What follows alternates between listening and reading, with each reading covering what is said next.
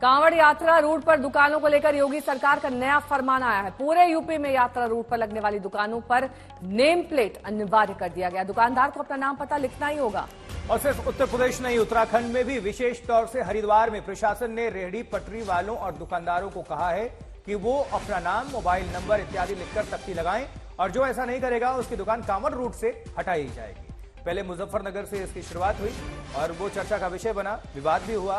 विपक्ष ने सरकार को इस मामले को लेकर घेरा है, तमाम प्रतिक्रियाएं आ रही हैं, लेकिन बड़ी खबर यह है कि पूरे उत्तर प्रदेश में इसको लागू कर दिया गया है और उत्तराखंड में भी, उत्तराखंड में विशेषकर हरिद्वार में दिशा निर्देश जारी किए गए हैं कि तख्ती लगाएं, अपना नाम, पता, डिटेल्स दें।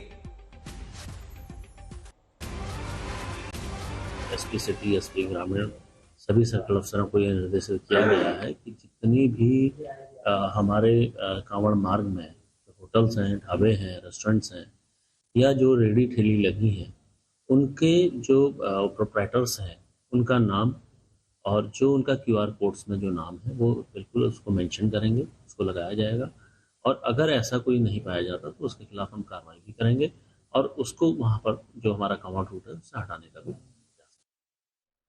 वहीं बीजेपी नेता मुख्तार अब्बास नकवी ने यू टर्न ले लिया है। कल उन्होंने सोशल मीडिया पर लिखा था कि यह फैसला अस्पृश्यता जैसा है, लेकिन अब उनका रुख बदल गया है। हमारे सहयोगी जितेंद्र बहादुर ने उनसे खास बातचीत की है, आपको सुनवाते हैं। आज जिस तरीके की स्थिति बनी हुई है, जो पुलिस का आदेश आया, फरमान आया है, उसको लेकर के राजनीति भी हो रही है और लगातार विपक्षी पार्टियां इस बात को लेकर के सवाल भी उठा रहे हैं। अब तो मुख्यमंत्री कार्यालय की तरफ से भी यही कह रहे हैं। जो एडमिनिस्ट्रेटिव कंफ्यूजन क्रिएट करने की कोशिश हुई थी कहीं पे से भी, उसको करेक्ट किया गया है, एक चीज। दूसरी चीज ये कि किसी भी तरह का कम्युनल कंफ्यूजन किसी को क्रिएट करने की जरूरत नहीं है।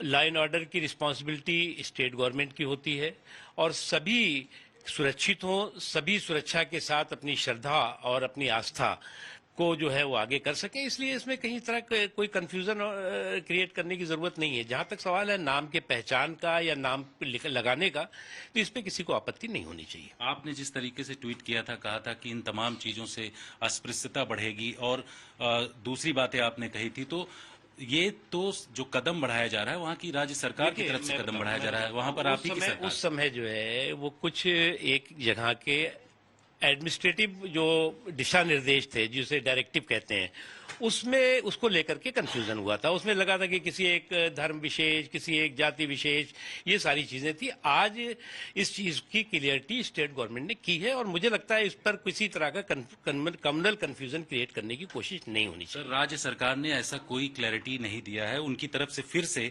सीएमओ की तरफ से कहा गया कि कांवड़ यात्रियों की आस्था की शुचिता बनाए रखने के लिए ये फैसला लिया गया है। खुद मंत्री किसको आपत्ति है? आस्था की शुचिता और आस्था का सम्मान और आस्था का जो है वो किस को जो है वो सुरक्षित रखने की अगर कहीं पर भी कोई कोशिश हो रही है तो इसमें किसी को क्या आपत्ति है? और मुझे लगता है कि इसमें अब कोई किसी तरह का कम्युनल कंफ्यूजन क्रिएट करने की कोशिश नहीं होनी चाहिए। वहीं यूपी सरकार के मंत्री कपिल देव अग्रवाल ने कहा, हिंदुओं के नाम पर मुस्लिमों ने दुकानें खोल रखी, इसलिए पहचान उजागर होना जरूरी है।